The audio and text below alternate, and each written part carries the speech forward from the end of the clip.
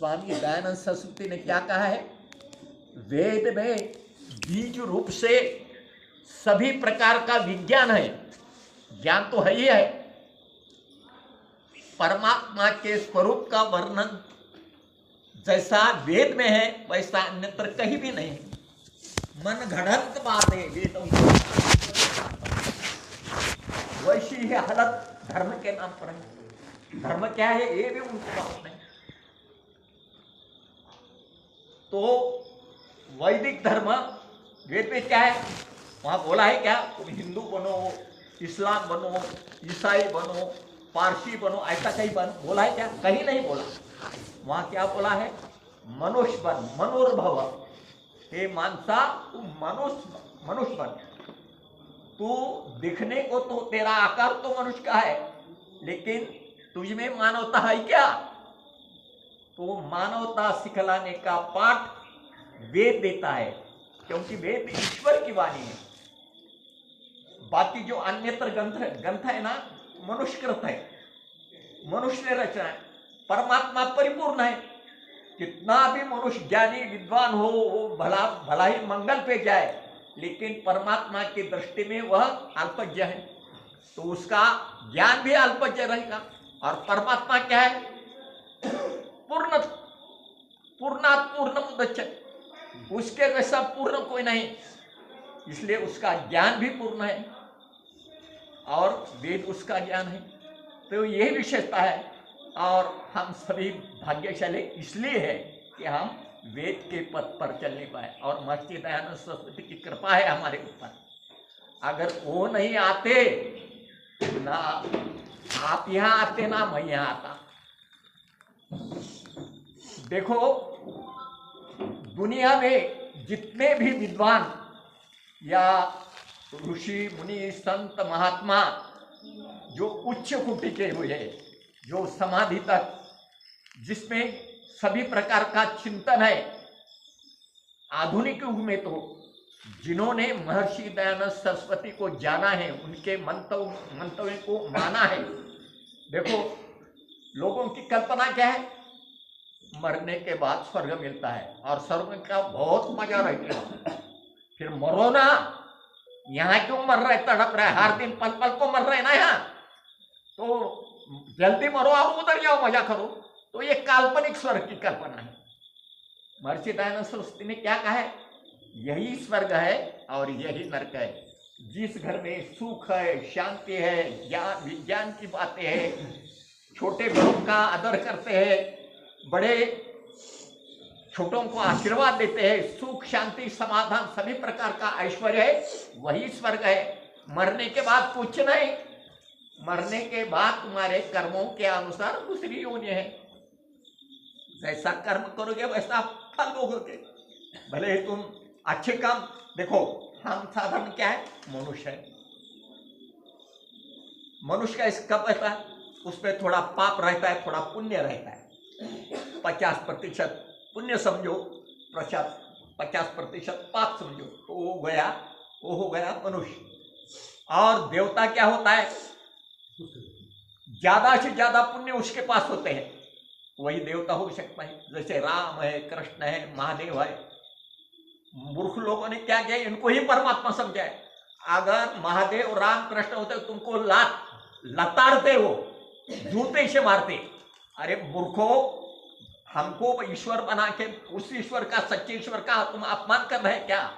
ईश्वर क्या है, जो ब्रह्मांड का कर्ता धर्ता संवर्ता है, वही ईश्वर है। आप महादेव ने सृष्टि बनाई क्या, राम ने बनाई क्या, कृष्ण ने बनाई क्या? नहीं, वो तो अल्पज्ञ है, लेकिन हमसे बहुत बड़े हैं। और उन्होंने कभी नहीं कहा तो हमारी जय बोला, हमारा कर्तव्य है इसलिए हम जय बोलते हैं उनको। उन्होंने क्या बोला है, हम जिस पथ से चलते हैं तुम भी उस पथ से चलो। राम, महादेव, कृष्ण, जो भी ऋषि मुनि संत महात्मा है, वह परमात्मा के पथ पर चलने के उन्हें जीवन भर प्रयास किया। उसके लिए उन्होंने बहुत कष्ट सहन किए। अब ये राम कृष्ण आज बोलते हैं ना, राजे थे भाई, अरे उन्होंने क्या, कितना त्याग, कितना तपस्या, कितना परिश्रम मेहनत किया है, हम उतने नहीं किए, इसलिए हम ये है, हमारा हम कोई ले गली में भी हमको कोई पूछना नहीं, लेकिन मेरे दादा का परदादा का नाम मुझे मालूम नहीं, लेकिन राम कब हुए? 9.5 लाख वर्षों से पहले, लेकिन उसका सब गोत्र मालूम है हमको, उसका बाप मालूम है, माँ मालूम है, उसके दादा मालूम है। क्यों? उनकी कीर्ति वैसी थी, उनका जीना वैसा था, वो ईश्वर के निश्चिम भक्त थे, वो धर्म के अनुसार चलते थे। वैसे ही महादेव थे, वैसे ही कृष्ण थे, लेकिन हमने उनको ठीक तरह से जाना नहीं।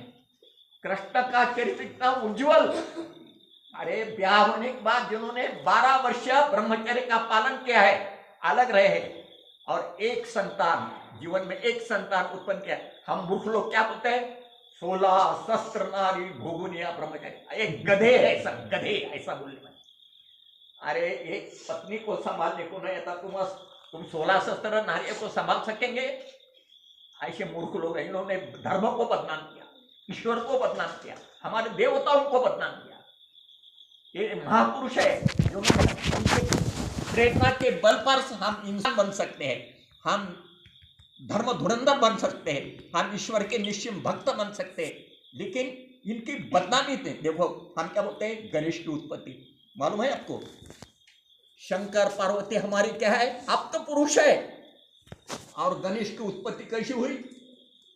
ये उसकी पुराण में उसकी कल्पना है। क्या बोलते हो? एक बार महादेव शिकार को गए थे और पार्वती माता को नहाने का था, तो अब क्या करना? उस तीर्थ में नहाने वाली थी, तो कोई आएगा तो क्या करना?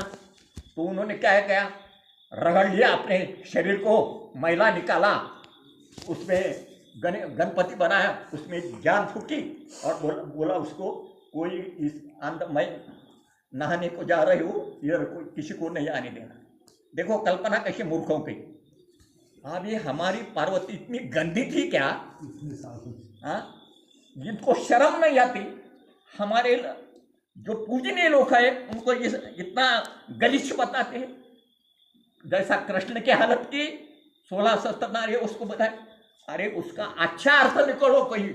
हाँ देखो आर्य समाज लोग विद्वान क्या बोलते हैं? मनुष्य के शरीर में 16 शस्त्र नाड़ियां है, और जो उस पर काबू करता है, अर्थात ब्रह्मचर्य का पालन करता है, वो त्याग तपस्या करके योगी बन सकता है। श्री कृष्ण योगी थे, ब्रह्मचर्य का पालन किया, उनके नस नाड़ियों पर उसका कंट्रोल था, ब्रह्मचर्य का पालन किया था उन्होंने, और उन्होंने चिंतन किया, और गीता जो वेद में कुछ वेद का जो सारांश है, उसमें गीता के माध्यम से उन्होंने बताया। तो ऐसे महान पुरुषों को हमने इतना बदनाम किया, और खाली जय बोलते हैं, उनके जय बोलने से कुछ ना, उनके पथ पर चलो। कृष्ण ने क्या किया? जीवन भर जो पिछड़े है, जैसे गौवे पालने वाले गौड़ी बोलते ना हमारे में, तो वैसे कृषि पालक के ऐसे लोगों के साथ लिया, उनको प्रेरणा दी, गोरक्षा का महत्व बताया, कृषि का महत्व बताया, और एकत्रित किया, और जो जुल्म जबरदस्ती करने वाले उन जैसे लोगों का कैसा मुकाबला करना, इसलिए उन्होंने संगठन बनाया।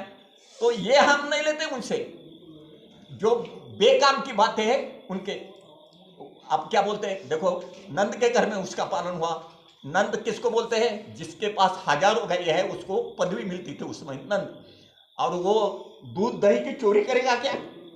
कुछ भी मन गढ़ंत बातें, यानी उसको चोर बनाया, उसको जार बनाया।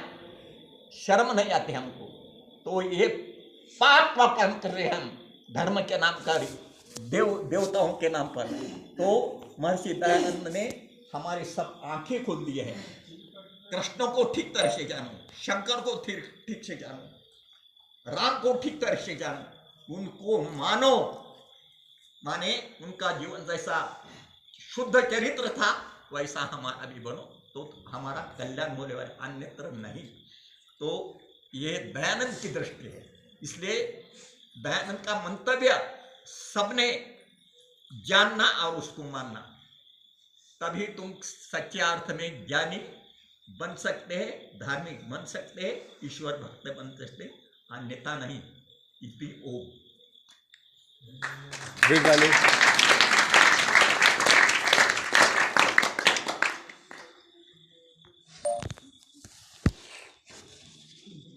अगला तो तुम्हारा कार्यक्रम।